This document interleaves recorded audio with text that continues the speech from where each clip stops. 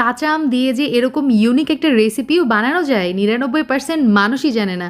আজকে আপনাদের সাথে এমন একটা ইউনিক রেসিপি শেয়ার করব যেটা জানার পর আপনি নিজেও অবাক হয়ে যাবেন যে এতদিন কেন এই রেসিপিটা জানতাম না। কুচি করে রাখা আমের মধ্যে লবণ আর চিনি দিয়ে মাখিয়ে নিব, একটু নরম হয়ে আসলে দেখতে পারবেন পানি ছেড়ে দিয়েছি।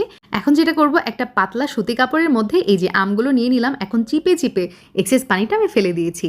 এখন এই আমগুলোতে আমি কিছু মশলা অ্যাড করব। বেসন ব্যবহার করেছি, সাথে সুজির পাউডার মানে সুজি গুঁড়া করে এখানে দিয়ে দিলাম, সাথে কর্নফ্লাওয়ার, হলুদের গুঁড়া, লাল মরিচের গুঁড়া, জিরা গুঁড়া। আপনারা চাইলে সুজির পাউডারের পরিবর্তে কিন্তু এখানে চালের গুঁড়াও ব্যবহার করতে পারেন। সব মিক্স করে একটা সাইডে রেখে দিব। এদিকে কতগুলো বাদাম আমি তেলে ভেজে নিচ্ছি, সাথে আমি চিড়াও ভেজে নিলাম।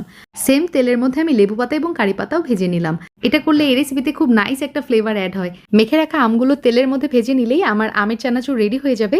সাথে ভেজে রাখা চিড়া, বাদাম আর কারি পাতা দিয়ে দিলাম। চাট মশলা, সামান্য একটু টক লবণ, চিনি ব্যবহার করেছি, আরও দিয়েছি কাশ্মীরি লাল মরিচের গুঁড়া। ব্যাস, আমাদের কাঁচা আমের টক মিষ্টি স্বাদের চানাচুর একদম রেডি। এভাবে আপনার এয়ারটাইট বক্সে রাখলে 1 মাস ভালো থাকবে।